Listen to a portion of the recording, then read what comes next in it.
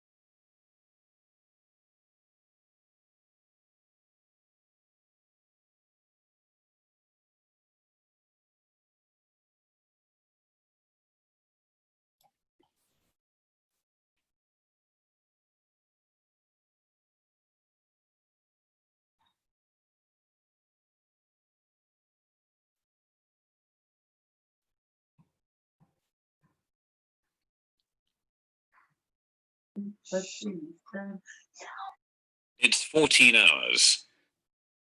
Good afternoon, ladies and gentlemen. My name is Mzi Mayedwa, the Director of Drowning Prevention under Life Saving South Africa. I would like to welcome all of you to our second webinar. And before we start, I think it's proper that we observe, have a few moments of silence for our late lifeguard who just recently passed away by the name of Thokozani Mthethwa. I am sure you guys are very much aware, you have seen in the news that Thokozani Mthethwa fell on the slide of a jet ski while he was trying to assist a distressed kite server at Muizenberg. And I think it will be very much appropriate if you can just have a few moments of silence before we continue with the program. Thank you.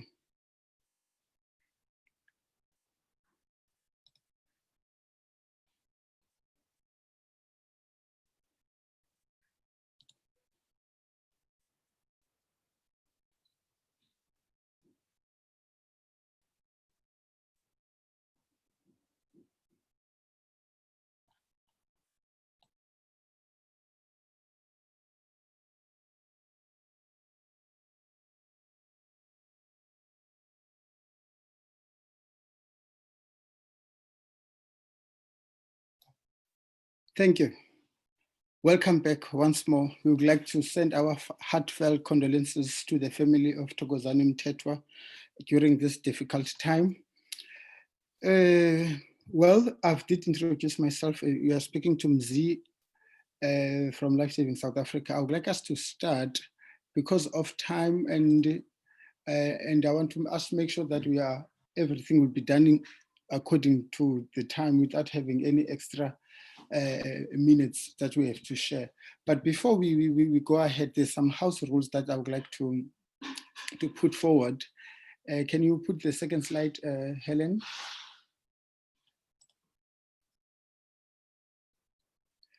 Well, some of the house rules, very simple, straightforward. We would like to make sure that you feel free that you introduce yourself as well as the organization that you are coming from, where you need to type your name as well as the organization. And because we are using so much bandwidth, we would like you guys to make sure that you switch off your camera and then you are not speaking while other people are speaking. And if you ever feel to say something or you have a question, please make sure you type it on the chat, and then we are going to attend into that particular question. And also, there will be also an opportunity where there will be some general discussions as well as the questions at the end of this session. And please note, this meeting is being recorded. Without taking so much of your time, ladies and gentlemen, my work here is quite very simple. And now the only thing that I need to do now is to introduce the next speaker, Dr. Colleen Saunders, who is also one of the champions in terms of making sure that we have these webinars of this nature, these discussions and all of that. Currently, she's working at the University of Cape Town, and she's also serving in the Life Saving Scientific Advisory Board. And she's responsible, in fact, to make sure that she conducts all the research related as far as the drowning prevention and drowning prevention is concerned. And she's also published a number of papers in this particular field. So she's someone that at least that is knowledgeable, and she will just give us the introduction as well as the background, starting from our previous session that we had earlier on. Colleen, without wasting more time, over to you. Thanks, Mzi. I'll put my video on, and if it's a problem, then I'll switch it off later. Janelle or Helen, if we could maybe just pop through to my first slide, the one that says recap. I think it's the next one.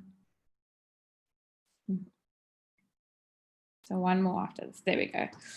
So I thought, so thank you very much, Mzi, for the introduction. And thank you very much to everyone who's joined us today for the second webinar. I think it's actually the third if you look at the series overall. I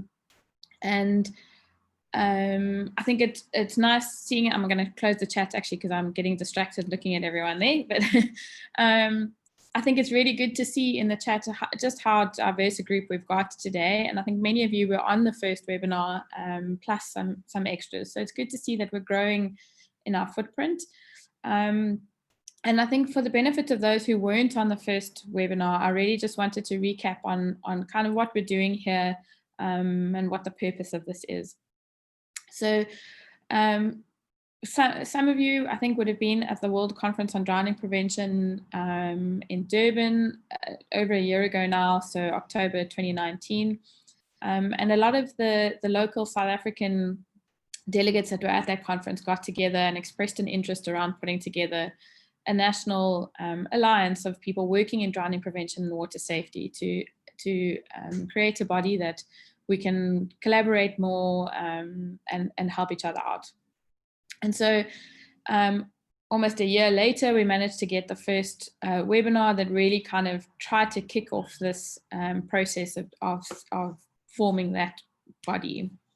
So our first one, Dia Sudith gave a bit of a background to the Alliance and the initiative based on what we had discussed at the conference. We had a speaker, Justin Scarr from Australia. So he is the ILS Director for Drowning Prevention and also the CEO of the Royal Lifesaving Australia. And he's had a lot of experience. I see he was on the RSVP list, so he might even be on the call. But he has had a lot of experience with working with diverse countries around developing water safety plans, as well as a lot of experience working on the Australian water safety plan. So we asked him just to give us some perspectives that around his experience and some of the lessons learned. And then we spoke a little bit about a way forward. So what was our plan to move forward? And you can flip to the next slide.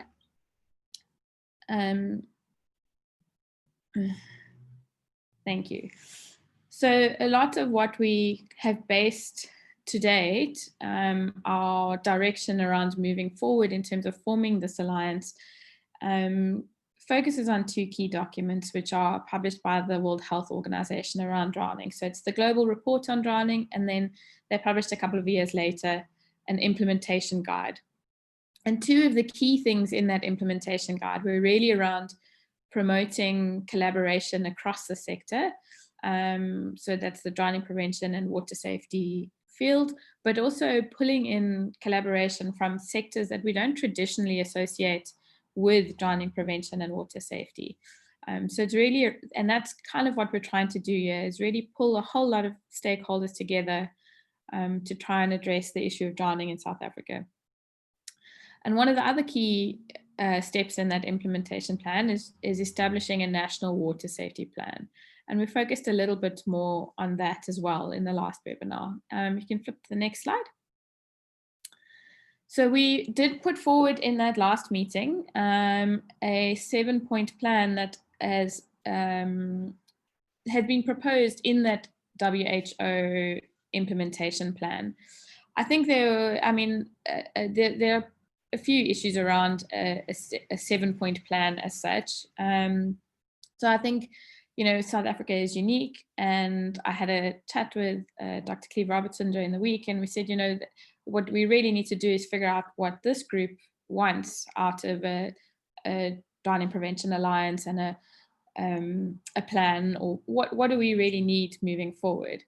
The one thing that this does, so we'll chat a little bit later in the webinar today to try and get some indication of where people want to go. But what it does do is just provide us a few steps to start our thinking and to start moving towards something. And however we adjust it along the way, I think at least it's a starting point for us to move forward from. You can go to the next slide, please. Thanks. Yeah, so sorry, I think we've skipped a few. I don't know if I can, I think we've gone forward quite a lot. You're getting a preview of my presentation.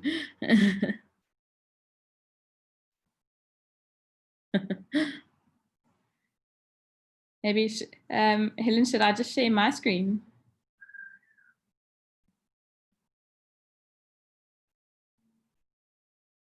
Okay, let me quickly share and then we can try again shortly.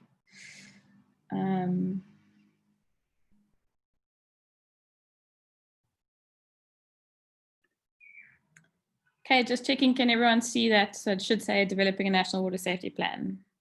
Someone just tell me yes or no. Yes. Cool, thank you. All right, so just to recap, so we spoke a little bit about a 7-point plan to working towards a national water safety plan. Justin Scarr, who is our speaker from Australia, who has a lot of experience with this, he summarized at the end of his talk around lessons learned, where he discussed 5 examples of plans that have been developed around the world, and said that there really isn't a 7-point plan that solves everyone's problem. There's really no right way. But he had a couple of key points which I thought were really useful to end off that presentation, which was establishing some common goals. And I think that's one of the things that we'd really like to do today. So we're hoping, we've got a really nice big group of people on the call. And I'm hoping that we are able to have some real discussion a little bit later in the session around what people really want, what people see the goal of this alliance being. I think one of the key things that Justin spoke about as well was having a really clear understanding of the problem. And so the first half of this webinar will focus on those points. So I think no matter what we do, whatever the approach is that we take moving forward in terms of developing the alliance or developing a plan, wherever we want to go, we have to know what we're dealing with. And so I think having a clear understanding of the problem, whether it's data or stats, whatever you want to call it, I think we really need to know who's drowning in South Africa in order to address the issue. He also mentions picking some early wins so that we are able to generate momentum and feel like we're moving forward. And so I hope that in the next slide or two, I can give some ideas around some of these potential early wins. And then Cleeve will speak a little bit later around a plan for actually developing and initiating this alliance. Sorry, my voice is a little bit croaky. I've got a bit of flu. So today's webinar, we're going to focus on essentially the first 3 steps of our 7-point plan, which may turn into a different kind of plan. But we're going to look at the value of a situational assessment to determine drowning prevention and water safety priorities for South Africa. And then we'll talk a little bit about establishing some kind of leadership, which is kind of what we see the Drowning Prevention Alliance being in some form or other. And then we'll also speak a little bit about stakeholders. So I think we have a very diverse group, judging by the chat, but I think it's still clear there's lots of people missing from that. I think we've got a lot of NSRI, we've got a lot of life-saving, there seems to be a lot of local government, but we can definitely see that we're missing key stakeholders. And so we want to maybe chat about how we can bring other people to the table and include them in this initiative. So I want to start off with just talking a little bit about the situational assessment before we move on to our second speaker. And a situational assessment, this I've copied it straight out of the WHO implementation guide. So they say 5 components to a situational assessment, which is really around data. I think we've often in this space had lots of conversations about data and the difficulty of finding accurate data about drowning in South Africa. It is quite a challenging condition to measure other than deaths. It's really difficult to measure or to get accurate numbers around non-fatal drowning data. And I think there are some really key stakeholders here today that can help us with trying to maybe understand that picture. So some of our EMS colleagues may be crucial in helping us get a better picture of non-fatal drowning data. But the first step is really to understand who is drowning in South Africa, where are they drowning, why are they drowning, what are the risk factors, what are the at-risk populations, and is it changing over time? because, you know, there are increasing efforts to reduce drowning in the country, and it would be really good to see if that's reflected in the national data. So are we seeing changes? Is it increasing? Is it decreasing? Or is it remaining relatively stable? So some of our available data, and I think probably our most robust data at the moment, is available from the Western Cape. And that seems to show that it's not changing substantially, that it's relatively stable. But, you know, that it is a couple of years old now, and I think it has some limitations in that data, and we really want to have a more robust, in-depth look at who is who is drowning in South Africa, and who's surviving and who's not. The second step in a situational assessment is around assessing what's actually going on in the country. So many of the organizations that are represented on the call here today are doing something. There's lots of Learn to Swim, there's lots of educational programs, there's lots of sea rescue, life-saving efforts. There's some sporting bodies that are looking at water safety. I think canoeing and swimming are represented here. And so I think there's lots of people doing different things, and it would be useful to have a really good overview of who's doing what and what the current efforts are.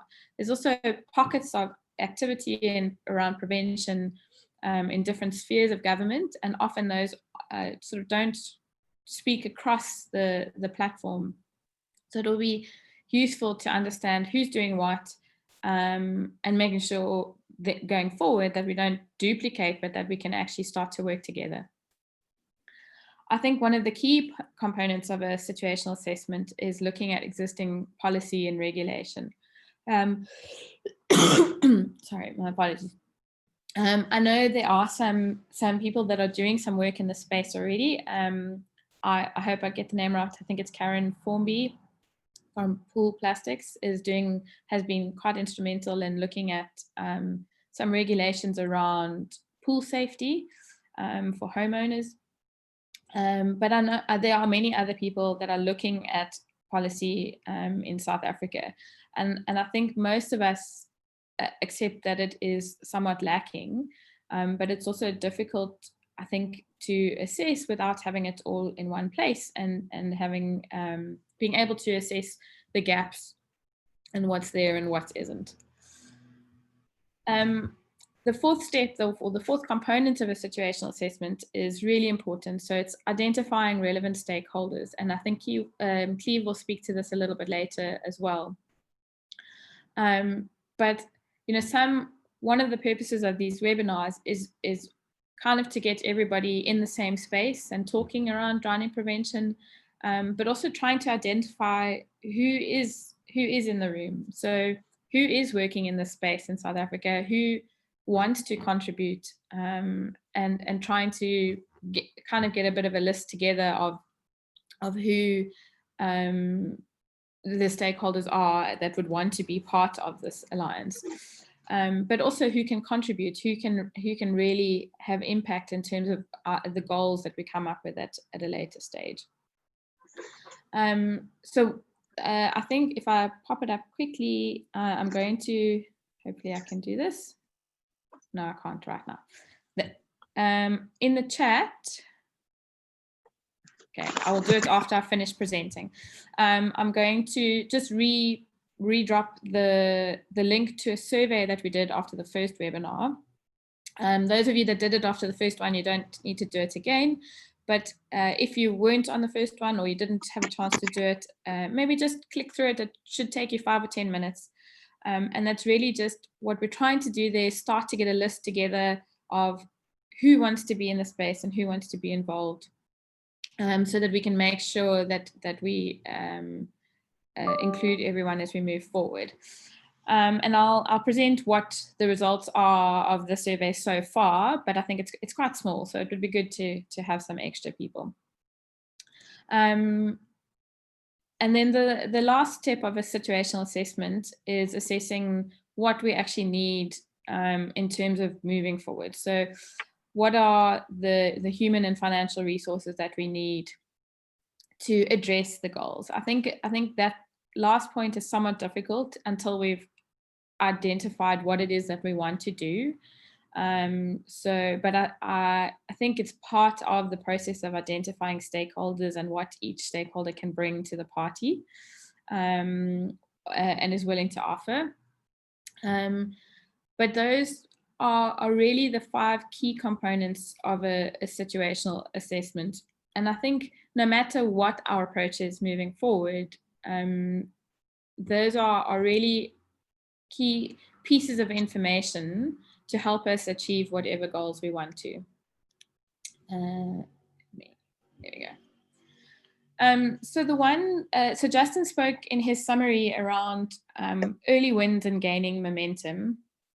And so one of the things that I'd like to propose that we as a collective look at doing in 2021 as a potential early win or an early output that really establishes us as a collective in this space is to put together a national drowning report. And I think some of so on the right-hand side, you'll see is the latest Royal Lifesaving Report, the drowning report for Australia, National Drowning Report for Australia last year. It is a 60-page document and it's beautifully put together with infographics and all sorts. But it's quite intimidating when you read that, to think about us putting something like that together as a starting point. On the left, you'll see the Canadian National Drowning Report, which is 2 pages. And so I think what I wanted to kind of pitch the idea today was around that, we don't have to be intimidated by countries that are putting beautiful drowning reports together. Australia's been publishing one every year since 1995, I think. I think for us, it would be a good place to start, just to have something that we can concretely take when we engage with stakeholders, with government, whoever, that as a collective, we have a document that we're all speaking from the same page that helps to inform our programs. So that is really what I would like to put on the table that we consider doing for 2021. It will take some substantial resources, but we've managed to secure a little bit of funding for a research assistant to try and help with putting that together, which I think will be useful for all of us. But I would value your input and comments, so please feel free to drop some comments or questions or whatever in the chat, and we can try and loop back to them again at the end of the session. So those of you that did do the survey at the end of the last webinar, I wanted to just kind of loop back to that and show you some of the results. There were only 17 people that did do it, but they represented 12 different organizations. The majority of those were sporting bodies and public benefit organizations, and mostly in the life-saving and sea rescue space, sport and rec, and education. So I think when we look at some of the results a little bit later, then just bear that in mind. So one of the questions on that survey is to give us some insight into the challenges that you currently face in your work that you think a Drowning Prevention Alliance would help with. The key thing that came through in almost all of the responses was improving collaboration and communication. And so I think, the more that we have these conversations and these spaces, the better, the more communication and the more we get on the same page and start to work together and see who is working in this space. The second issue that came through very strongly was funding. And I know there's 1 or 2 potential sort of funding bodies that have joined us as well. But this funding has really been identified as a key challenge in a lot of the volunteer spaces in particular. And then there was quite a few comments around scaling up different programs that are already in place, as well as all coordinating the language that we use and the stats that we use. So I've called it coordinated communication, but a lot of it was really around making sure we're all singing from the same hymn sheet, so to speak. one of the questions was, what are the most important issues for the Alliance to collaborate on? So this was really, I think, around the key thing that came through was a strategy for South Africa, so a drowning prevention and water safety strategy.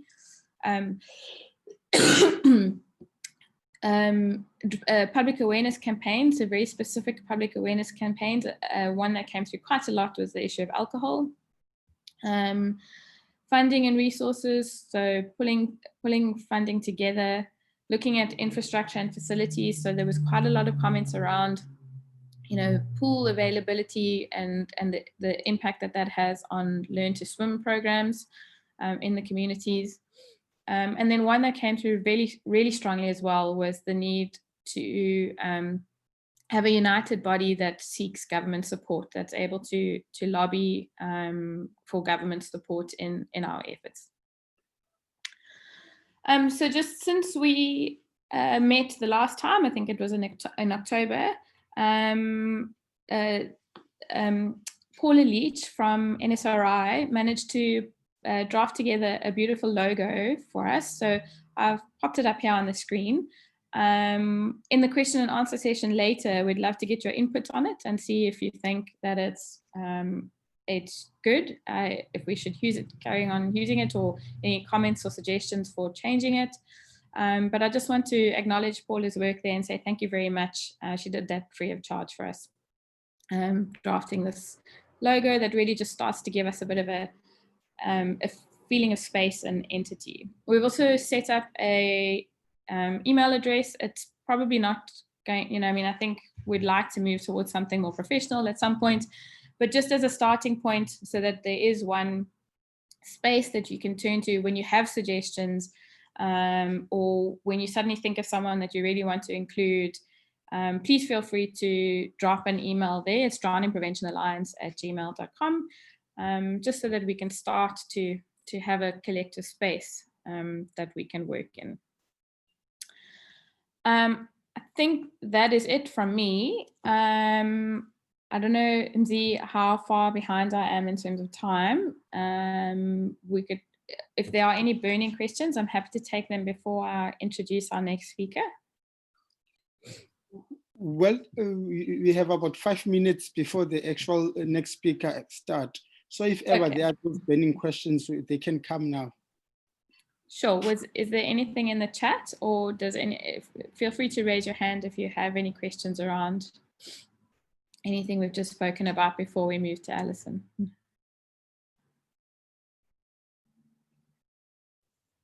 I don't see anything in the chat line at the moment. Perfect. Okay, I'm going to stop sharing, and then maybe Helen, you can pull up the video while I introduce Alison. All right, so our next speaker is Alison Mahoney. So she is from Australia. She's with the Royal Lifesaving Society in Australia. And she's the head of research and policy. It is obviously really late at night there, so she pre-recorded the talk for us. And Alison has been instrumental in the process of developing the Australian water safety strategy. So in previous versions as well as this one, the latest one. So the 2030 version, which she'll speak a little bit about in her video now, in her talk, has been out for public consultation, and I think they are busy finalizing it, so it should get released fairly soon. But she was really pivotal, I think, in helping, so bringing together the stakeholders and trying to use the data to develop a strategy that's really reflective of everyone, so all the stakeholders' opinions. And so I asked her just to speak a little bit about the role of data in developing that strategy, and why it's so useful, and some lessons learned. All right, go ahead, Helen. I will mute and stop my video.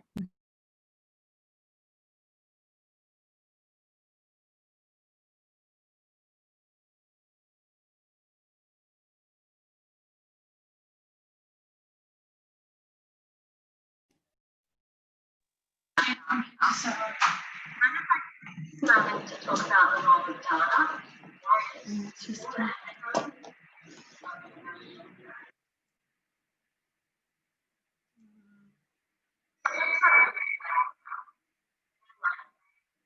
of the Australian Water Safety Council, and the council is made up of Australia's leading water safety organisations, and it's responsible for the development of the Australian Water Safety Strategy. So the first Australian National Water Safety Plan was developed in 1998, and we've had continuous plans and later strategies through that time. Our current strategy expires this year in 2020. So over the last year, we've been in a development process to create the next Australian Water Safety Strategy, which will take us right through to 2030.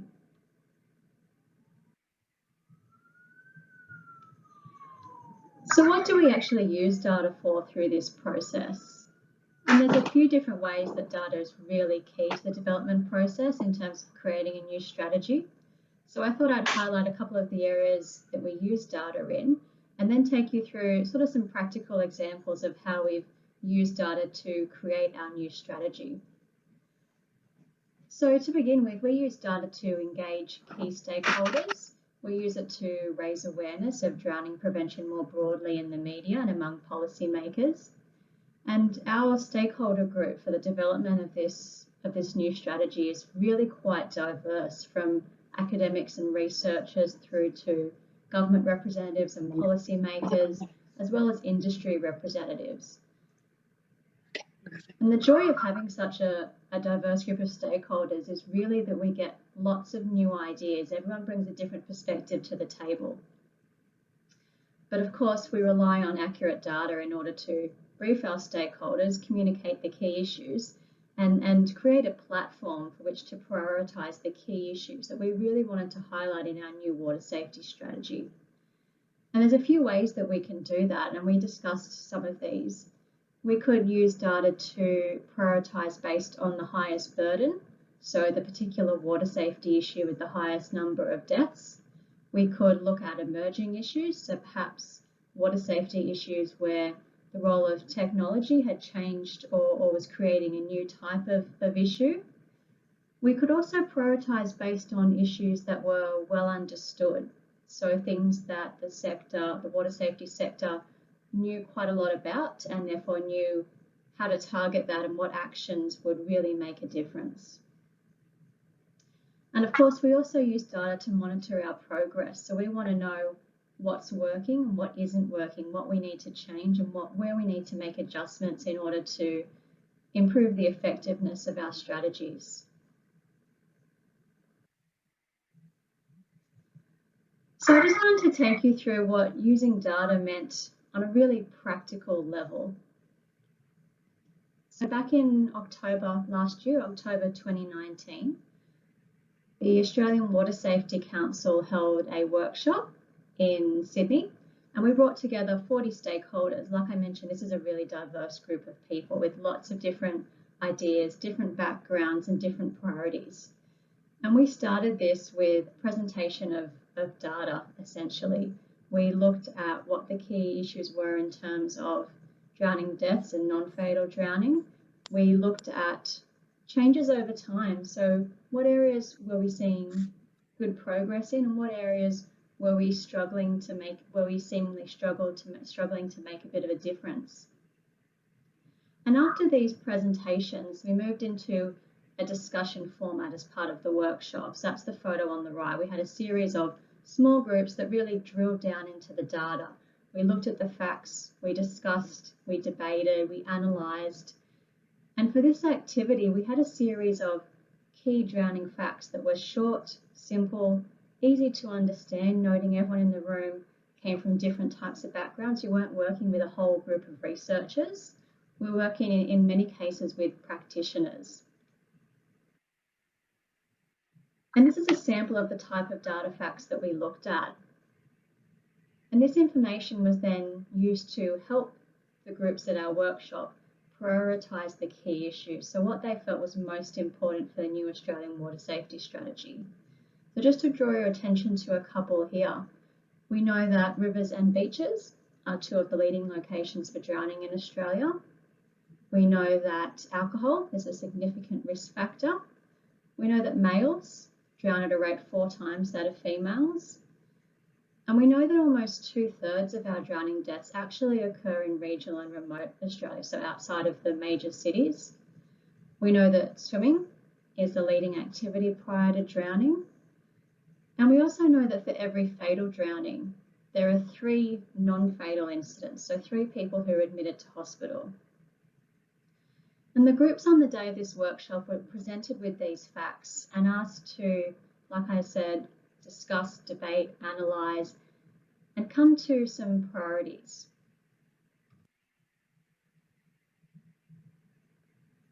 So this is quite a challenge to do in a logistical sense, but make it really practical and interactive. So we actually use the process of lots of different coloured post-it notes where people were able to write down their ideas, their priorities, in terms of actions based on the data that we presented them with. What did they think we needed to do in order to reduce drowning in Australia? What were the key activities that we should prioritise? So we had these posters of all these post-it notes right around the room. It was a really visual, interactive and engaging way in order for the group to be able to really drill down into these key issues. And ultimately, we wouldn't have been able to do this activity without the data. So everyone had accurate, reliable information to start the discussion, and that served as a jumping point for the rest of the activity.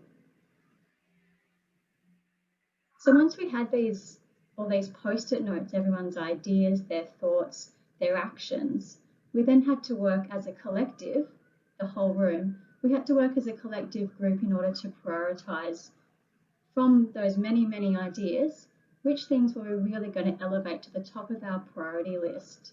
And again, this was an interactive activity where everyone got a voice, everyone had a say, and we all collectively came to these decisions.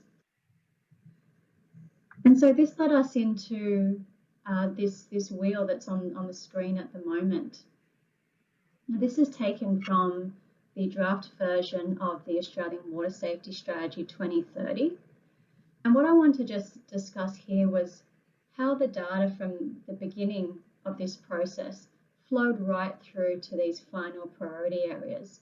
So you can see we have 5 priority areas: people, places, activities, populations and risk factors. And then within each of those priority areas, we have focus areas. And so as we discussed earlier, beaches and rivers are 2 really key locations for drowning in Australia. So they're both represented under places, and that's a direct result of the data that we looked at. We know that alcohol is a strong risk factor, and that's represented under risk factors. We know that males and children are at increased risk of drowning. They're both represented under people. So without the data, we wouldn't have been able to get to this position. And this really ensures that our priorities are evidence-based. They're clearly linked to what's happening on the ground in Australia. And this enabled us to create really targeted actions, what we were going to do in each of these areas in order to try and reduce drowning. So just to drill down into one focus area as a further example, for each of our focus areas, for example, children under the age of 5, we have a series of activities that we want the water safety sector to focus on. And so particularly in this age group, we have a strong focus on acknowledging and targeting our safety campaigns to the whole burden of drowning. And this is because we know that in under 5s, the fatal to non-fatal drowning ratio is actually the highest of any age group. For every death, 8 children are admitted to hospital. We have a strong focus on the importance of adult supervision, and that's because the data tells us that a lapse or completely absent adult supervision is a key risk factor for drowning in this age group. And we have a strong focus in the activities on strengthening home swimming pool safety, so private or backyard swimming pools. And this is because we know in children under the age of 5, more than half of all drowning deaths occur in private swimming pools. So again, it's a direct reflection of the data, and that enabled us to make sure our activities were sufficiently targeted. So thank you for your time. I just wanted to say thank you for the invitation again to be involved. Good luck. It's a long and detailed process, but the more data we have behind our activities means the more likely we are to succeed in order to actually reducing both fatal and non-fatal drowning. And we really wouldn't be in a position to create a strategy like we have without key data underpinning all our decisions. Thank you.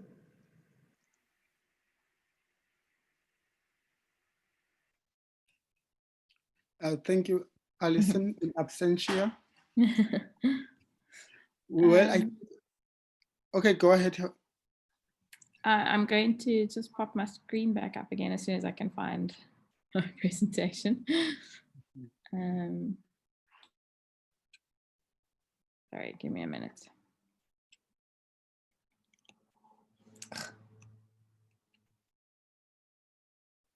This is where you really see just how many things you have open on your desktop.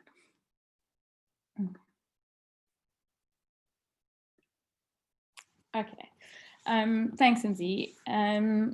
So I hope that was, I think the purpose of asking Alison to send through that presentation was really just to try and help us. I think we all speak a lot about data, and often it's because we struggle to really find accurate data. I think we kind of just move forward and do things without it.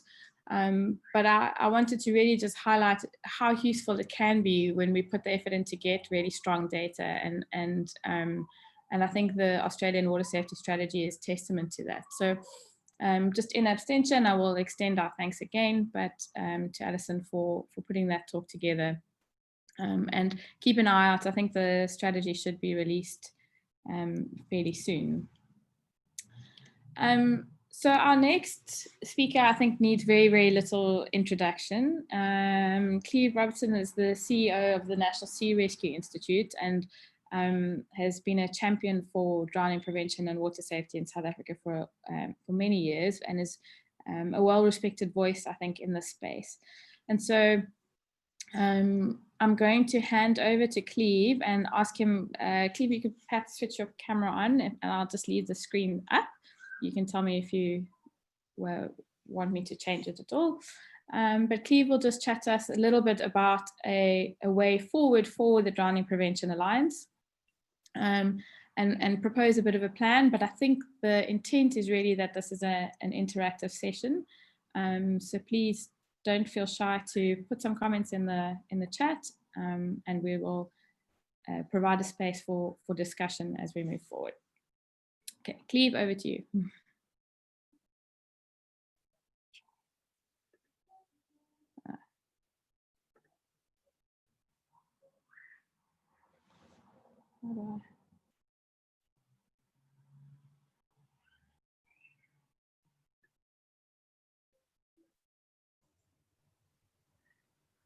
Cleeve, I think you may be muted.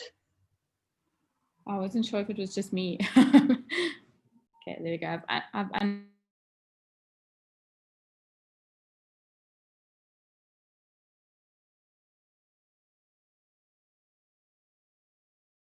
We still can't hear you, unfortunately. He's trying to sort out the problem. Thanks.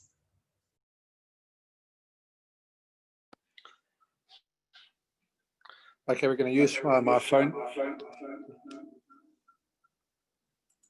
Come through there. Okay.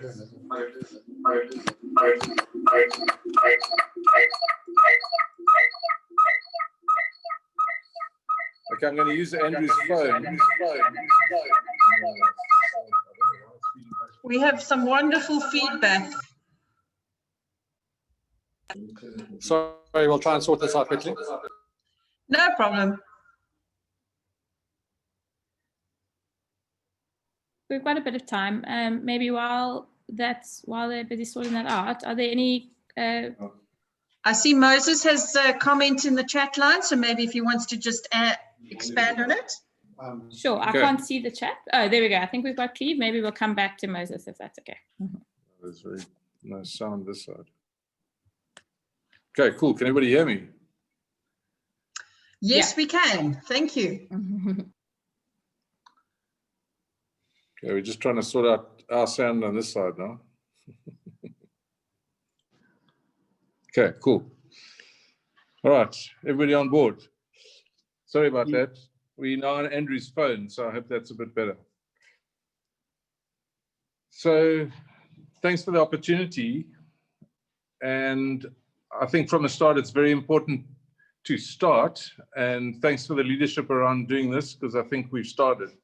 But at the same time, I think it's really important to take a long view and horizon on drowning prevention and make sure that whatever we do is sustainable, certainly way beyond the time frame that I'll be involved with Sea Rescue, for example. So I think whatever we create, we must ensure that it's going to be sustainable into the future.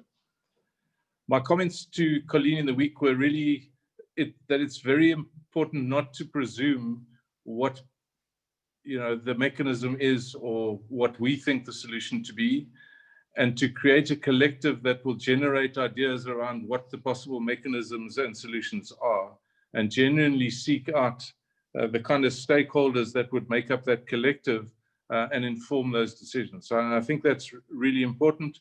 It's very important to ensure that everyone's on board and that all the stakeholders are on board. It's apparent that most drowning in South Africa, in fact, is inland, and yet we historically have very poor representation from inland regions. So we need a balance between both inland and coastal representation in terms of taking things forward. I think, there are so many sectors that need to be involved: non-profits, the government in particular, local government, the departments of education and health, business, research, academics, first aid organizations, some of the statutory bodies like SAMHSA, the TNPA, the emergency services, EMS, fire, traffic, SAPS. They all need to be part of a process. And I think, actively soliciting their participation. Another one that comes to mind is Department of Water and Sanitation. We need to actively solicit their participation in the process. Otherwise, we are going to drop the ball in many aspects. I think what's apparent from activism and some of the initiatives that have been taken in the past in relation to prevention in particular, I'm thinking about advocacy. Advocacy on its own certainly doesn't achieve very much. And I think the only really successful advocacy program was the Treatment Action Campaign. So we have to look far deeper for a mechanism to actually get to solving the problem. And policy around anything follows politics. So there's no question that there's a political element to what we do. And I think Colleen's alluded to some of the economics as well. So policy follows politics in a country, and we'll need to investigate how we do that. I think broadly, if I were to take a stepwise approach to eventually developing a structure, it would be to continue this conversation. I think these conversations through webinars and interaction are really important to informing anything that goes forward, and these webinars are a great idea. I think some form of national workshop or drowning prevention conference in between the international conferences would be useful. I think the Australian presentation alluded to a workshop, and maybe the first workshop could be to generate the report that Colleen has mentioned. So, and I think next year is a gap year, so maybe next year is an opportune moment. But through this process, I think we need to identify stakeholders and establish formal invites to make sure that we have engaged them formally and invited them into starting to create any structure around drowning prevention, and solicit their distinct proposals on what they see as the mechanism. Because as I say, I think from that might come ideas and concepts and mechanisms that we hadn't thought about. And from that initiative then generate some kind of working group that's appointed or elected or put in place by that stakeholder group to develop.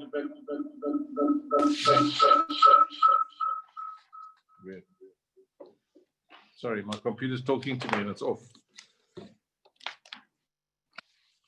Sorry sorry, so to come back to, a working group that would then develop a strategy, structure and objectives around drowning prevention and propose the form and function of a drowning prevention leadership and initiative with the formal endorsement of the stakeholders, and then eventually leading to the institution of that organization. So very broadly, those are just my initial high-level thoughts. And as I say, I think we've already started, and we need to continue the conversation and work towards those kind of broad objectives before we get into the granular detail. So, Colleen, that's all I have to say. Thank you very much for the opportunity, and I look forward to the discussion.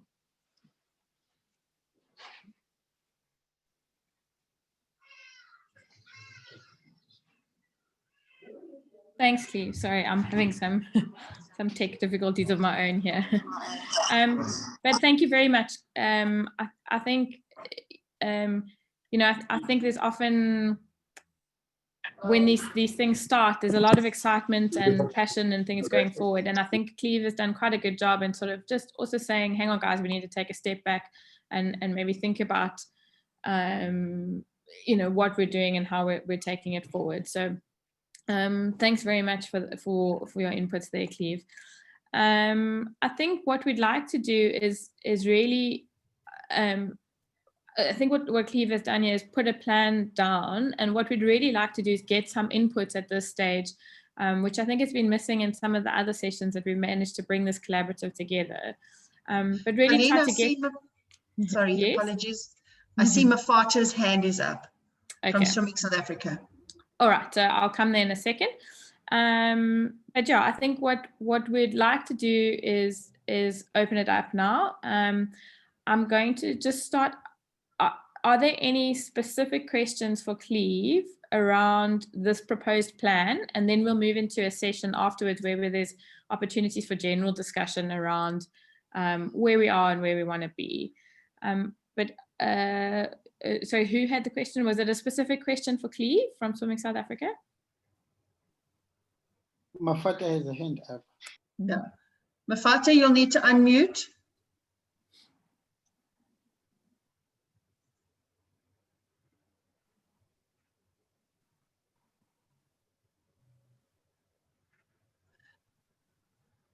Okay, so I think hello, can you hear me now?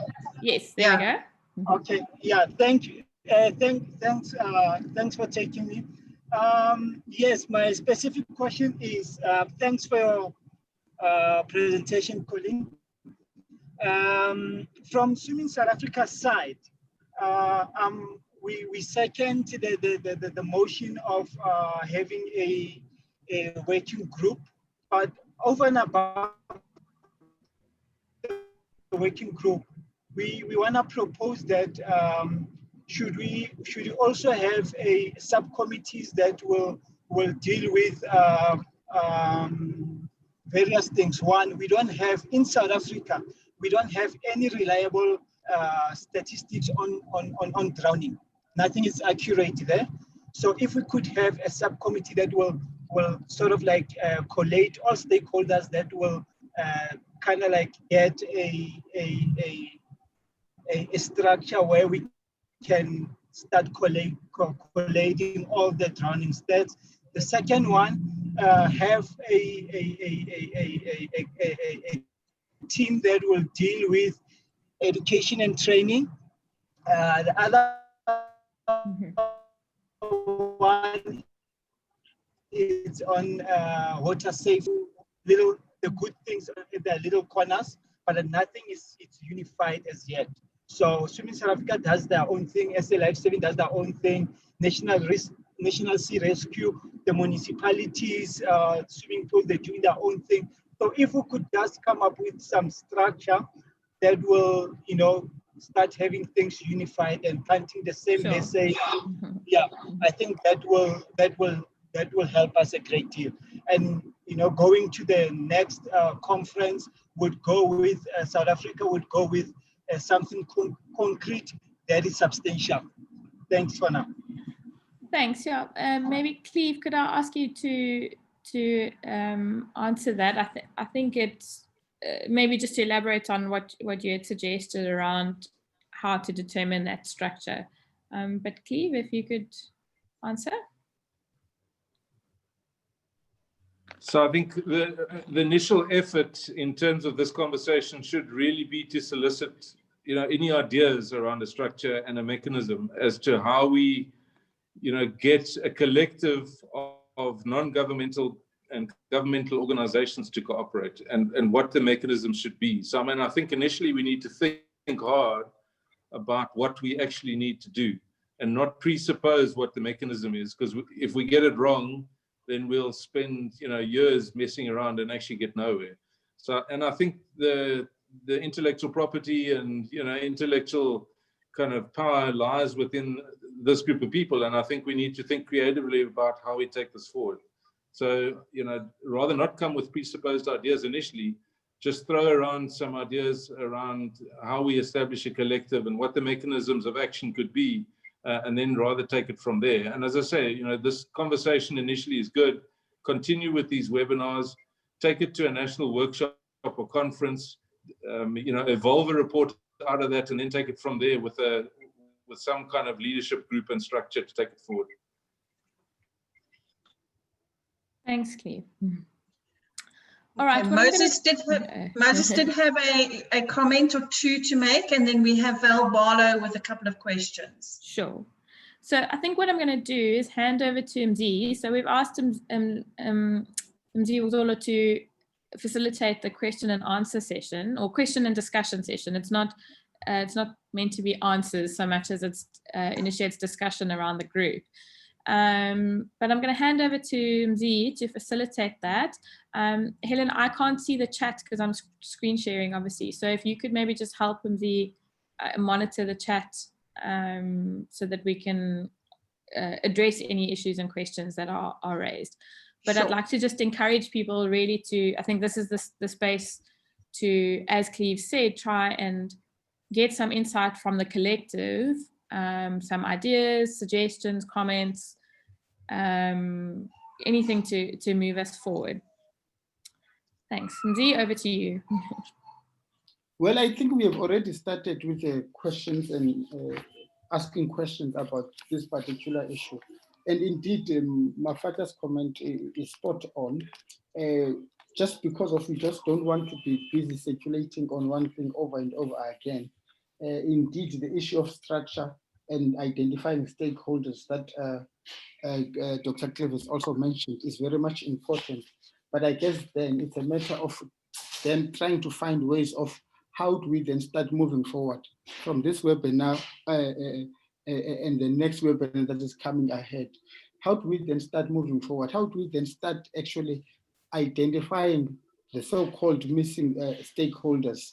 Indeed, Cleeve, I'm very much in agreement in one of the statements that we have made, that we have already started already, and those that actually exist, that those that are actually here, those that are already interested, they need to probably then show that indication, and then we start moving forward so that whoever missing stakeholders that are coming up will actually be able to come on board while we are actually moving along.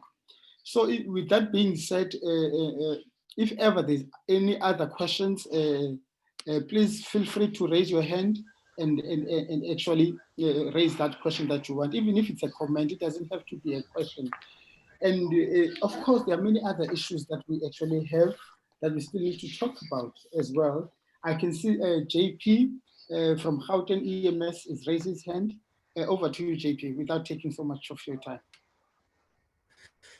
Thank you very much. Yeah, it's a comment and something that I find very frustrating here at Gauteng EMS. And I've been trying to pick people's brains before even about the National Drowning Prevention Alliance is how do we mitigate drownings in Gauteng. Working at the Emergency Medical Services Gauteng, we just receive about close to 45 drowning incidences a day. And especially now with the heavy rains, there's a lot of standing water bodies now.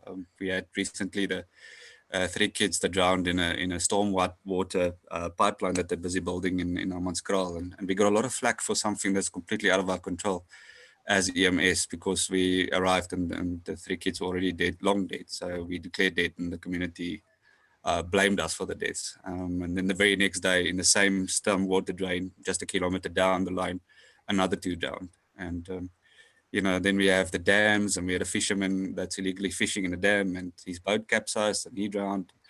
Working with the South African Police Water Wing as well, we now sort of get a sense of how many people actually die in our waterways in Gauteng. And it's so frustrating. It's something that I personally just cannot stand with anymore, especially in my capacity as Gauteng EMS as Deputy Director in Communications. So from my side, there's a few commitments I would really like to make to this alliance, and that's, for example, keeping accurate data of what we do, specifically in Gauteng, but looking very much forward for ideas on how we mitigate these large amount of drownings we currently see in Gauteng. Thank you. Thank you, JP. Indeed, there are a number of frustrations that are there. Let me move on to Duncan. Mzi, Yeah. sorry, man. I can't find my hand on my screen, so I'm just unmuted. It's Keith here. Can you hear me? Oh, Keith. Okay, Keith, you Yeah. can't find the hand. Okay, Keith, No, I can't please. find the hand. Yeah, listen, just comment, really. I know that we're getting a lot of information from Australian Water Safety Council. Have anybody or given thought to New Zealand Water Safety Council? They've been in existence since 1949. And in mid-90s, in actual fact, I did my research for my thesis for them. And they handed me a constitution with all the affiliates, which included basically rock fishing, diving, boating, swimming, well, basically any water-related organization, because they themselves have this water safety protocol, their leaflets, which is readily available for anybody that wants to join the organization. Now, that's something that maybe we can relook at, because the constitution that they also have, names the affiliates and, like I said, anything water, water safety related. I believe the New Zealanders can give us quite a bit of information, and then, as we know, we're not reinventing the wheel. We're getting information from any, national organization in this matter. Thank you, Keith. Keith, I will now move to Duncan. Paul. Hi, good afternoon, everybody. It's Duncan Poole. I'm from the KZN Department of Sport and Recreation.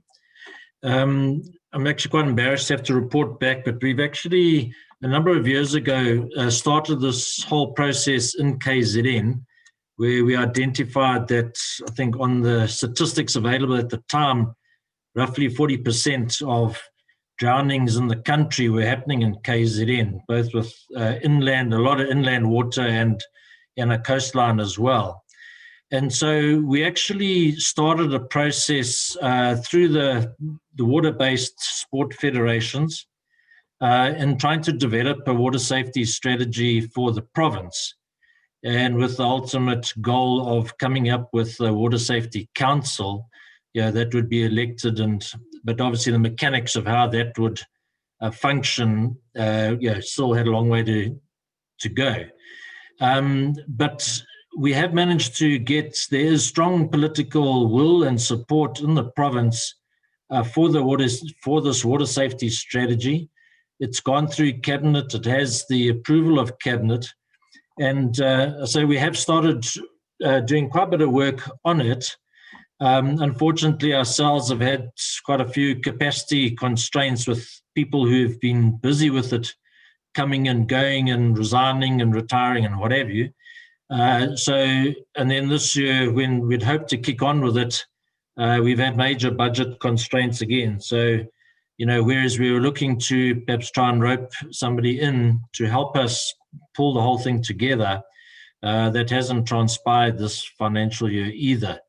But it's still something that's definitely on our agenda as a province. But yeah, it was hoping to be that if that was a kickstart, that it could be something to roll out nationally as well.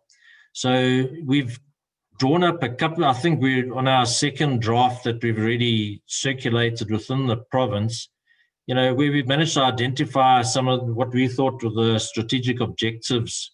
And obviously some have been mentioned already today around certain levels of advocacy, regulations around all sorts of things, qualification issues, capacity building, and job creation opportunities. Obviously, the government is quite keen on job creation.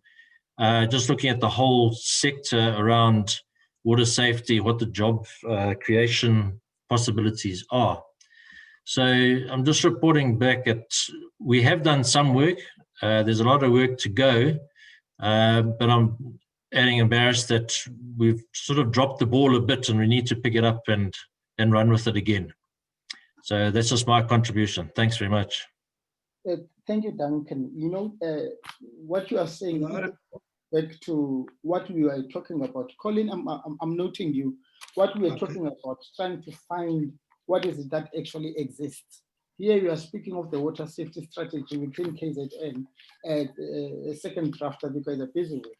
In the Western Cape, there is a drowning prevention strategy that was also promulgated about a year ago.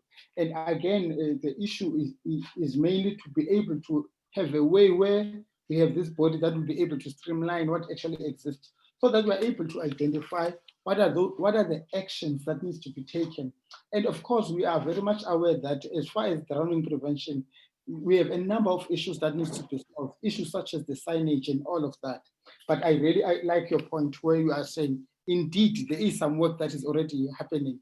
But however, this work should not be in silos. Hence, we need the alliance and all of that, so that we're able to have a more informed information. Now I'm going to hand over to Janet and then Collins after Janet. I've noted you. JP, I see your hand is still up. I'm not sure if whether you have a follow-up. Janet, over to you. Thank you, everyone. I'm from Canoeing, South Africa, and I really feel that as sports federations, water-involved sports federations, that we have an integral part to play in the education and also the Learn to Swim programs. We obviously have a huge safety concern within our sport, and that's obviously a major barrier to many of our participants. We need to ensure their safety first. So I note that we have colleagues from Sport and Rec, and I note Jacob's also in this forum. So that's really fantastic, as well as other sporting bodies. So my comment is, in my role, it's been important over the last few years to deal with Learn to Swim programs. We try to engage other sports bodies and ended up just trying to create something for our own sport. I think it would be really fantastic as a sort of working committee if the water-based communities, sporting communities can gather and sort of info share around programs that they may be running or facilities that are functional, because that's been a huge problem in finding safe facilities to carry out these initiatives. Obviously funding, as it's noted in the discussions and presentations, is a huge factor, and I really would like to see from national down to provincial that there is a specific funding allocation for this purpose, that we are able to access funds just for a Learn to Swim program that all sports bodies can access. And so in doing so, I think that sport has a huge role to play in this vital life skill. And hopefully, you know, the spin-off then is, yes, we may get safer participants in sport, but the awareness and family education can then can grow, and hopefully the drownings that the EMS staff and other bodies that talk to that lesson. So we've seen sport come together, especially during COVID, and work on certain issues together. Sporting bodies work together in terms of the recent SASCOC matters. We've seen the COVID planning work in webinars and online sessions, and a couple of us are working together on safeguarding. So I really see that if we, as sports, specifically sports groups, pull together, share information, we work hand in hand with provincial sport funding sources, I think we can have a huge impact. Thanks very much. Thank you, Janet. And I will now give Colleen as well as Moses. And Moses, you wanted to say something earlier on. Apologies for not noting you. But Colleen, please go ahead, and then I'm going to hand over to Moses. After that, I would love Dr. Cleeve as well as Colleen to make a sum up of the comments that we have made, as well as to map up the actual way forward. Thank you. Okay, good afternoon, everyone. I'd just like to make one or two comments on recap. In 2015, I was working on a program consulting with the Natal Sharks board with Andrew and Helen, and it was a large group that started off and everybody was interested to do something. At the end of the day, I'm glad that KZN Sport and Recreation is on board, because at the time they were driving this and it was just a waste of time. It all fell apart because they didn't have any continuity and they didn't stick to the plan. And this whole thing needs a champion to drive it. It needs a champion to make sure that it keeps the group together and collaborates on a continuous basis and make sure that this thing moves forward. Because since 2015, every year, around about November, I get a telephone call from the Department of Sport and Recreation and other people involved to say, please, can you find groups of people to assist us on Boxing Day and Christmas Day and on the different events that we're having on the beaches. You know, it seems to be a problem when it comes to the end of the year and these functions. And then when it gets to January, February, everybody forgets about water safety. And then again in November, you'll get another phone call for assistance. So all I'm trying to say is, we're quite happy to be involved with this, and it's really something important. But people need to be committed, and people need to make something happen this time. And it can't just die a death like the KZN project that was happening in 2015-16. It's got to be genuine, and it's got to be driven, and it's got to be funded by government at the end of the day, so that we all have some kind of a standard and methodology, and we have some kind of a capability, that helps us finance what it takes to do this and roll it out to all the outreach areas. And KZN has a specific, or large drowning situation because of the fact that it's very rural and nobody gets to them. So we need to get on an outreach program to the kids in the school, and not only kids, but adults too. Let them understand the difference between rivers, dams, swimming pools, and the sea, and let them have a bit of education so that they understand, what to do if somebody drowns, how to help them. So we're very keen to get really involved in this and put a lot of our own funding behind this. But I would hate to see this peter out like it did before, just because the person that was driving it disappeared off the scene. I think that's all I have to say. Thank you. Thank you, Colin, for those comments. Indeed, a champion will be able to run with this and drive it. Because of without the champion and the key drivers, then we are going to have a situation where it will also disappear. And we are hoping this time around, at least now, it's a multi-stakeholder and we are accountable to each other. And Moses, I want to hand over to you. And I see Mafata is also, his hand is up. And Helen, after Mafata, can you just go through some of the comments that are in the chat box after Mafata? Moses, over to you.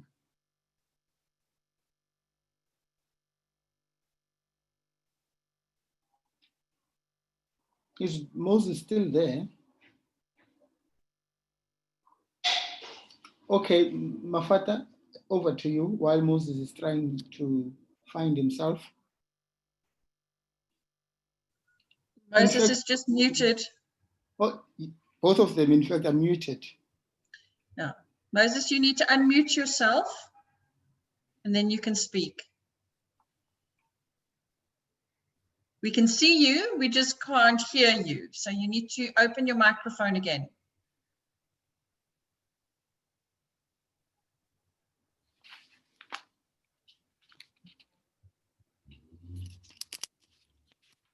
Okay, Mafata, over to you.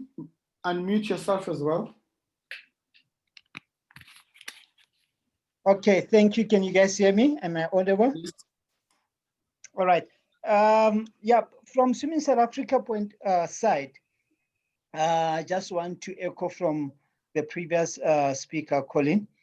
What we do at Swimming South Africa, normally during this time of the year, we have a program called Holiday Program, where we look at various programs.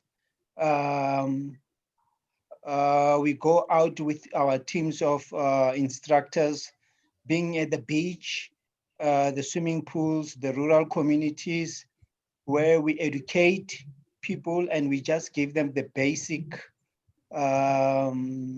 introduction in water, because you can't really teach anyone to swim at this during this point of time.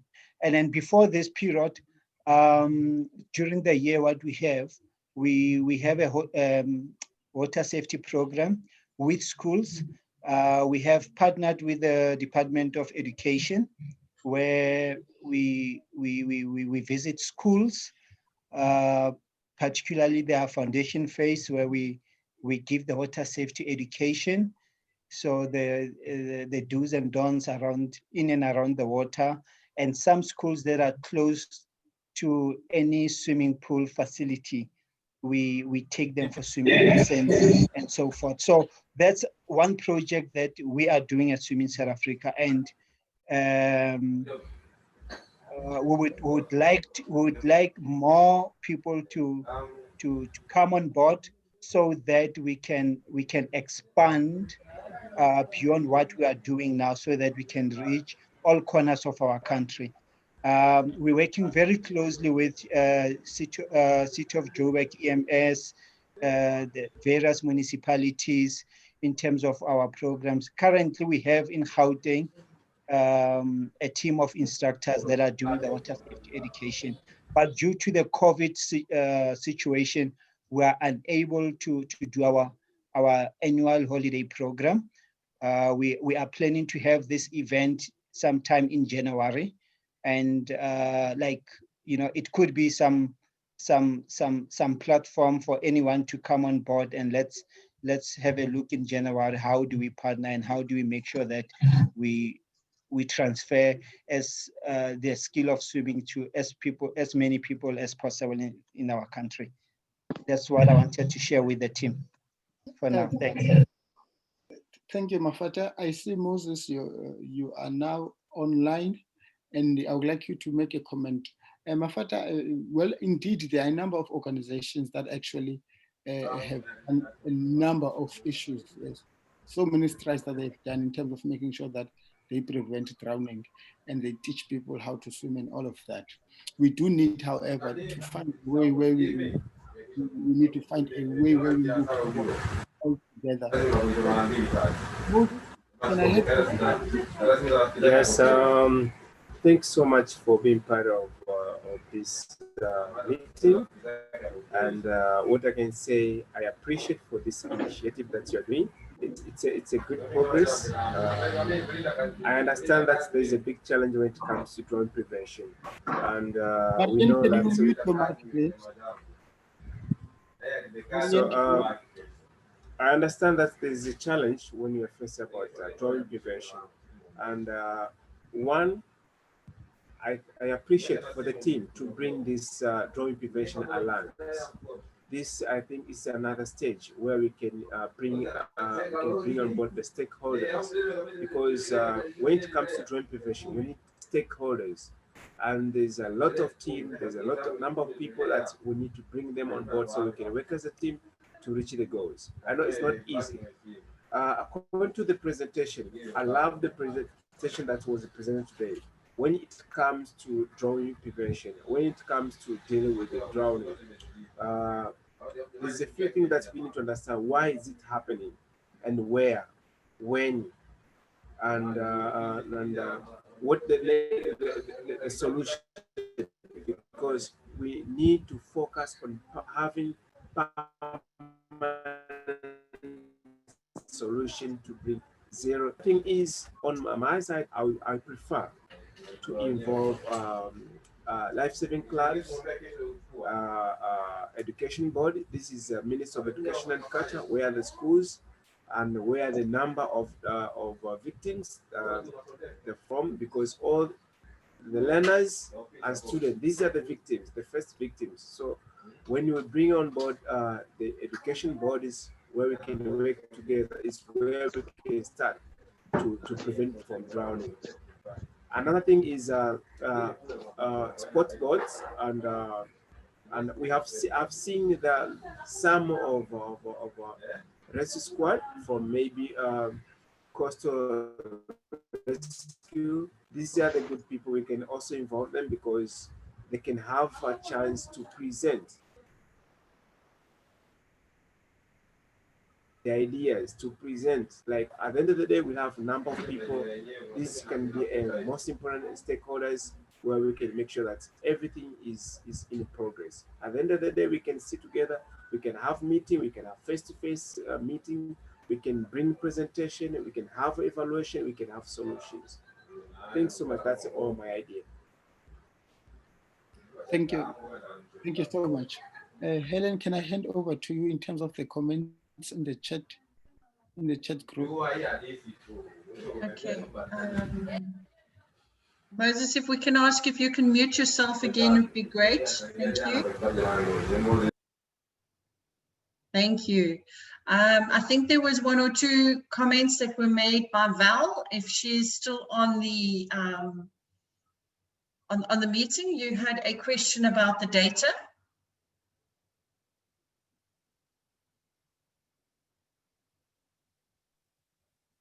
Hi, everyone. I hope you can hear me clearly. Yes, we can. Yes, yes. I was just, it's more of a comment really, followed by a question. And it's about the fact that, you know, we do have some data on fatal drownings, but that seems to be the end point, you know, when too much has already happened. I'm just wondering whether other countries have a system of collecting non-fatal drowning data, because I'm sure it may actually shift how we use our resources. It may also impact, you know, who we think should be stakeholders in the alliance that we are talking about. So I think that's part of the assessment. That's just my comment. Okay, and it's Colleen. Do you mind if I jump in around that? Carry on, Colleen. So Val, I think it's a really valuable question, and I think, you know, if I look at where we have been able to get good data around fatal drownings, and I say good, I mean there's always going to, like, no data set is perfect. There's always limitations, but we've had fairly robust success with in the Western Cape with the forensic pathology services, which is obviously only fatal. And then Statistics South Africa has some data. It's just not very rich. So the numbers are there, but, you know, we can't always look very easily at some of the risk factors involved. But non-fatal is really a challenge, because if you think about a non-fatal drowning, sometimes they don't go to hospital, sometimes they don't go to EMS. You know, some are in the public sector, some are in the private sector, and there'll be medical aid records. So it is a challenge to get a very thorough, complete picture of non-fatal data. But I think we have opportunities to, even if we just look at small subsets, we don't have to say this is the non-fatal picture for South Africa. Even if, you know, JP, I was thinking when you were talking just now, when we have support from provincial EMS organizations, it's useful to be able to tap into the call centers and the databases. In the Western Cape, there's quite a robust one. And I'd be interested about Gauteng. But I mean, if we could describe non-fatal drowning in a small area, for example, a province or a district or something, and you can compare that to fatal statistics for the same area, that then becomes useful for us to go forward. So some of the other countries use hospitalization data. I think your comment asked what are the other countries doing, and I think it's, you know, some of the other high income settings have much more robust systems around keeping hospital records. but that is generally where their non-fatal data comes from.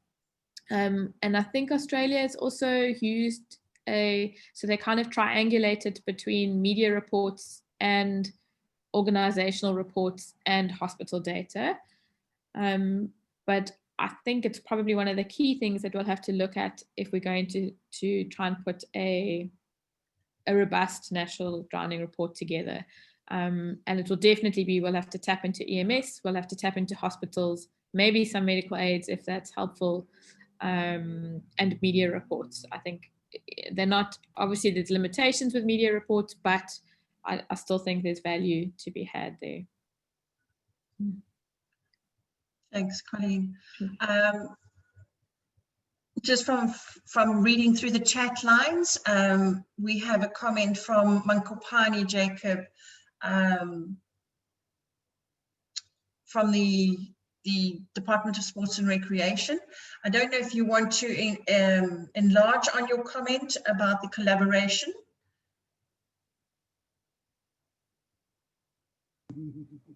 Good afternoon.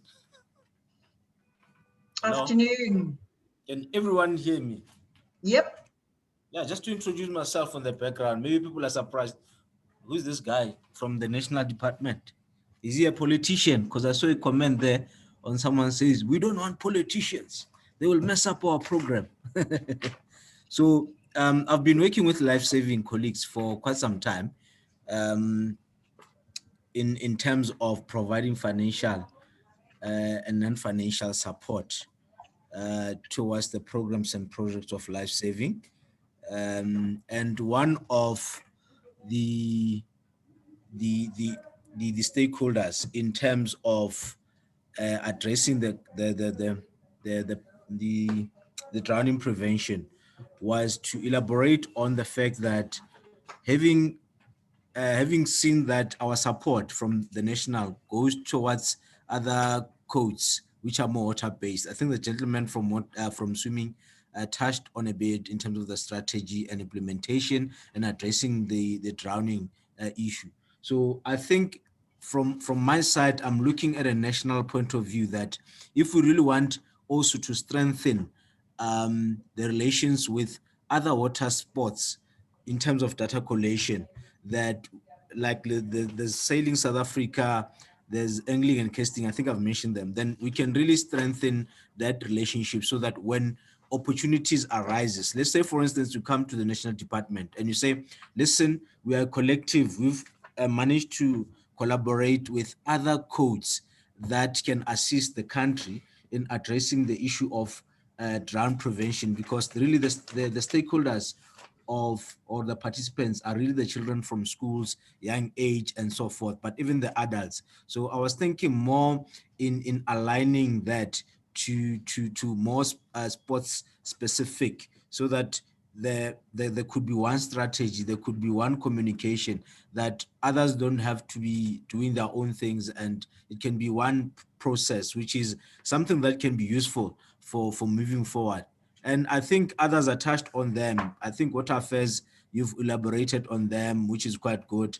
And other ones that you can really think of. If you go to Department of Traditional Affairs, whereby there's a council, there's a chief in the rural areas, I think with KZN, they can advocate for that, because I've seen with life saving, they really work with Department of KZN and rural areas in terms of the training and development of that with teachers. I think we can really look at those kind of stakeholders to then strengthen this in a form of a national blueprint, because they're the ones that can also have data in terms of saying what are the stats in terms of rural areas, what are the stats in terms of suburbs and suburban or more established environments. So that data can really assist us. Furthermore, I've listed the rural development, which in the rural development, they do have a function that addresses issues of communities, programs in rural areas. So I think in collaborating with them can really assist us. And further, the Stats SA, and with Stats SA, they can also assist colleagues in terms of data, because they do have resources in gathering this information. So there's another one, which is SASMA, I think the South African Maritime Association. So those key stakeholders, they can really come on board and start playing a role, whether it's strategy, policy, financial support, and so forth. So those were my really key points in terms of giving my inputs from a national government. Thanks. Thanks, Jacob. We really appreciate having you on board and having national government behind us, the Department of Sports and Recreation. We will definitely be knocking on your door as a collaborative body. You can guarantee This is a that. point. I'm sitting next to my boss, is listening here. Thank you very much, both of you. All right, thanks. All right. Okay. There are no real other major queries or questions that have been raised in the chat line. Just thank you very much.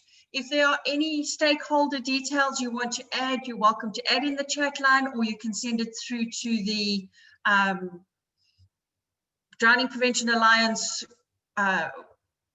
Gmail account, as Colleen had it in her presentation. What we will do is we will make the recording of this webinar available on our YouTube channel, and we will forward all the slides in PDF to all the attendees. So if your email address was not forwarded through to head office at Life Saving earlier, if you could please put it into the chat line or send it through to the Drowning Prevention Alliance Gmail account or to Life Saving South Africa head office, we'll be able to forward you the presentation. So Colleen and Mzi, I'm now done from my side and looking at the chat line. Thank you, Helen, and I will hand over to Colleen. Sure, thanks, Mzi. So I think I had put this kind of slide together with some prompts because I was scared that people weren't going to speak up, but I think I just want to thank everybody. I think it's been really good in terms of getting input from the collaborative, and there's been some really, really valuable comments. And I think what was most heartening is that there's, I think, a lot of support. So I think everybody that has spoken has recognized the need to work together, the need to create some sort of momentum in the space. And I think there were quite a few key organizations and entities that have expressed their support here. So that's really, really good. And I thank those of you that have expressed that. So just, I think we will probably finish a little bit earlier than 4. I'm not sure what the time is now, 3:30, yeah. So I think what I'd like to do is just kind of wrap up some key thoughts around the comments that people have made and things, but also just to encourage you. So there's 2 ways to, if you weren't able in this session to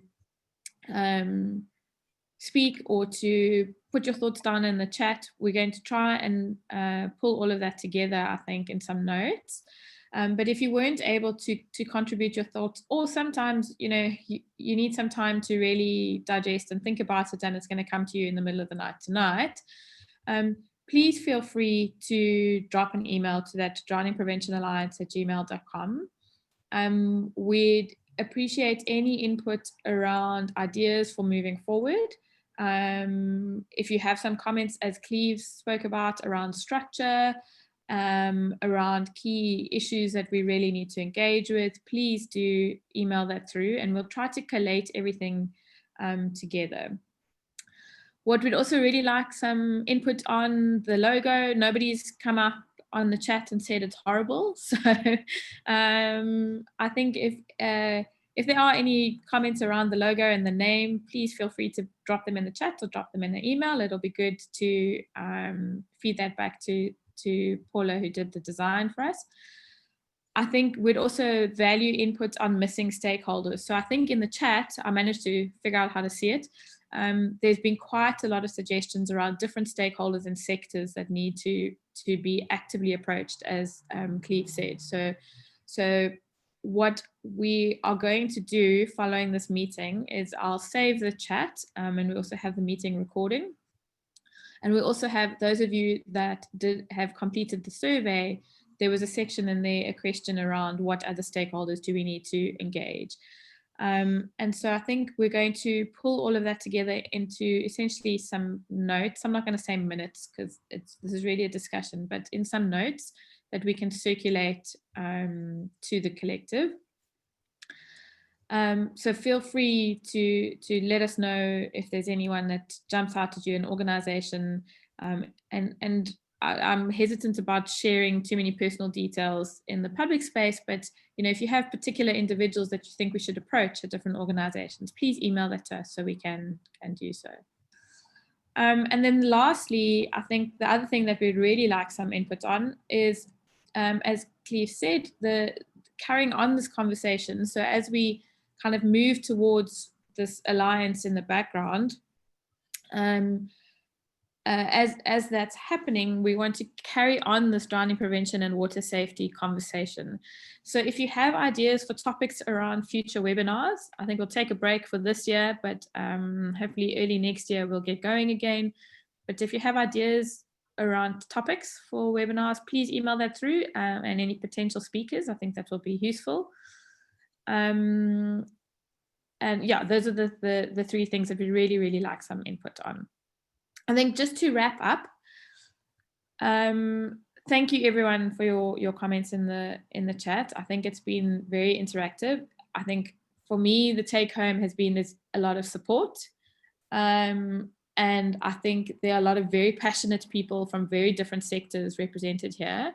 And we I think have a good group that is going to keep driving this. I know Colin, I think it was, expressed some worries about it sort of fizzling out, but I think the group here is big enough, and I think if we can move fairly quickly towards a structure that is accepted and endorsed by everyone here, that creates an entity that can function independent of individuals.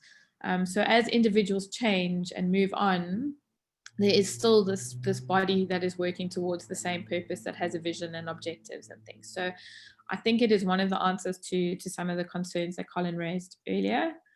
There seems to be a lot of support for putting together a, I want to say, a workshop / conference, a get together of some kind where we can get everybody together in the same room in next year, which I think is a great idea. I think having a local conference in between the international conferences is an excellent suggestion.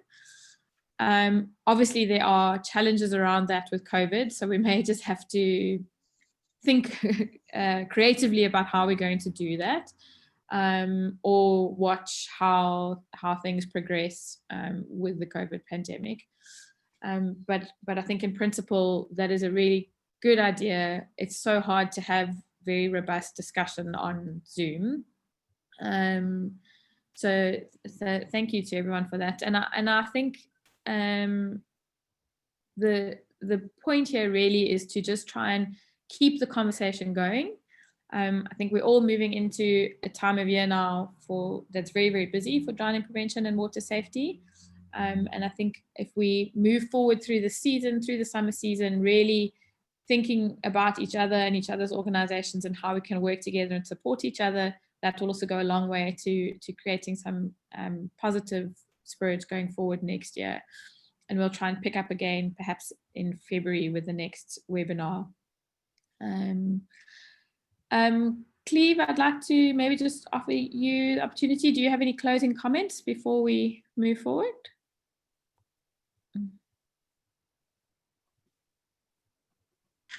Thanks, Colleen. Sorry, Andrew just had to unmute his phone.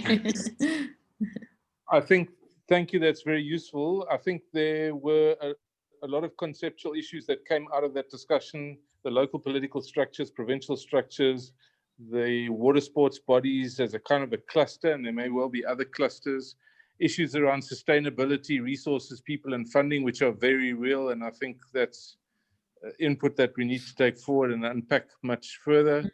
I mean, my view is that the funding for prevention is in prevention itself. So, I mean, the estimate for road traffic accident costs in the Western Cape, for example, when I was in EMS for over 5 billion rand a year. So if you can prevent accidents, that's how much money you free up in an economy to do prevention or to do other health related or other things. So I think all those things raised are very valuable things. And I think, thank you, by taking this conversation forward, we'll actually develop more structure and more ideas and be able to create what we need to do drowning prevention in South Africa. So thanks very much for everybody's inputs. Thanks, Cleeve. That's great. So I'd like to just, in closing, thank Helen and Janelle and the team that helped with the sort of tech behind the back and the RSVPs and all of that, as well as Cleeve and Alison in absentia who prepared some presentations for today. And really just to thank everybody who joined us. I know it's really hard at this time of year to try and protect some space to have these conversations. So we really, really appreciate you having done so. And we really appreciate your input and we look forward to further input. Please feel free to reach out and offer your insights and input as well. And we will try and circulate some notes from this meeting within, I'd say, a week or two. We'll see how quickly we can get it together. And then we will see you all in the new year. And I'll ask you, I think, as those of you that are in the Western Cape are in the thick of and the Eastern Cape are in the thick of a COVID resurgence, but I think the rest of the country is also facing it. So as you go out, I'm asking you to stay safe and make sure you're sanitizing your hands and wearing your mask, and enjoy your summer season. We will touch base again next year. Thank you to all from Life Saving South Africa side as well, from Dyer, who's been very quiet. I think he's sitting on 2 meetings at the moment. So, but just from his side, thank you very much. So if everybody is happy to leave the meeting now, we will call it the end of the meeting and we'll close for all. Thank you. Thanks, Helen. If you can just download the chat as well, before, I'm scared I'd lose it when I get shut out. No problem. Okay. Thank you. All right. Bye. Bye. Bye.